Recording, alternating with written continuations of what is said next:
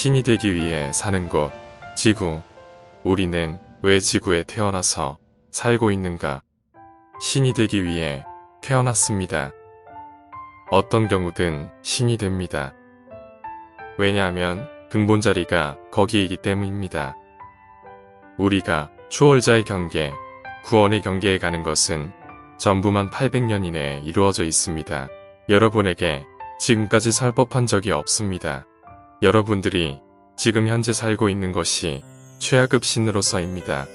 인간이기에 선택할 수 있는 영성의 복을 줄 수 있는 것이 소위 말하는 윤회입니다. 윤회 그 자체가 신이 될 수 있는 최대한의 복을 말합니다.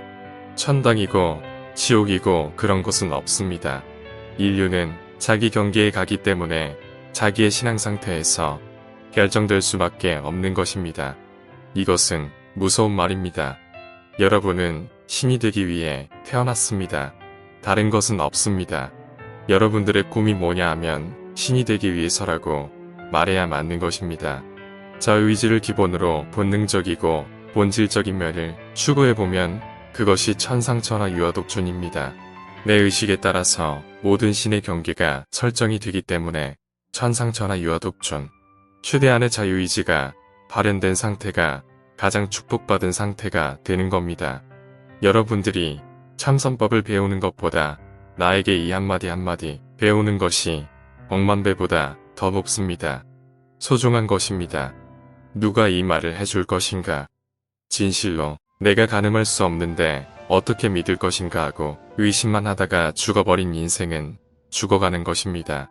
내 말은 진실입니다. 여러분이 믿어야 됩니다. 여러분은 신이 되기 위해서 삽니다. 인간에게 아버지가 그런 길을 열어주신 동기가 되는 것이 있었습니다. 유추하기가 굉장히 어려운 간증인데 아버지께서는 인간에게 충분한 조건을 주면서 사는 것을 보고 싶어 하셨습니다. 진실하고 맑고 청정하게. 하지만 아버지는 인간에게 굉장히 실망하셨습니다. 아버지의 성안을 보면 실망하신 것을 확실히 보았습니다. 자신이 만들었음에도 불구하고 아버지가 추구했던 원하셨던 인간의 행태에서 벗어나 있기 때문에 실망하신 것을 내가 배웠습니다. 지구인들이 아버지의 사랑을 받을 때, 아버지의 신계로 입적이 될 때는 아버지의 마음에 달려 있습니다. 인간에게 생로병사를 주고 믿음이라는 영성의 개념, 목적의식, 아버지의 뜻을 동기부여로 하여 인신합일계의 시작을 알리셨던 것 같습니다. 아버지가 동물을 창조하시고 사람 비슷한 유인원도 만들고 하지만 그것으로 크게 재미를 못 보셨던 것 같아요. 최후의 방법으로 인간을 당신과 비슷한 똑같은 모습으로 인간을 만들게 된 겁니다. 그때까지는 자연이 이렇게 변화가 별로 없었어요. 인간이 살기에 충만한 조건을 갖고 있었고 공기도 맑고 별 따랐으면 몇천 년도 살 수 있을 정도의 생명성도 가지고 있었습니다. 구약에도 그렇게 나옵니다. 문제는 전부 다 변화하여 지구가 파괴당하고 인간의 생존 조건만 찾아서 파괴하고 위협하고 스스로의 손으로 우리의 생명터전을 파괴하고 그러니까 아버지가 점점 더 생각을 달리하시는 겁니다. 아버지께서는 인간이 이렇게 타락할 거라는 생각을 하지 않으셨던 것 같습니다.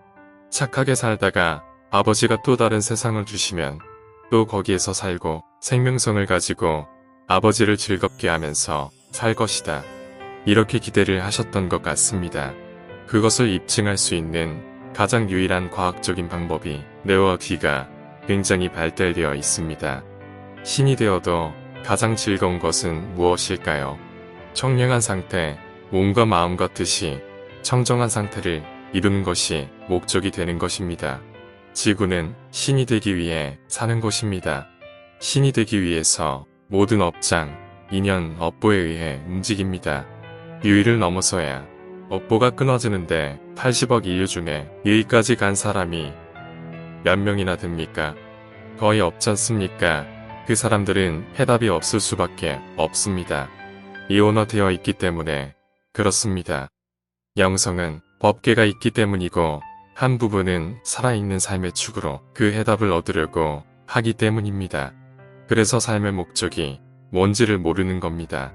이원화되어 있는 신을 아는 자는 신이 되기 위해서라고 이야기를 쉽게 하지만 신을 모르는 자는 뭔가를 해야 하는데 한 명에게 할 이야기조차 없는 겁니다.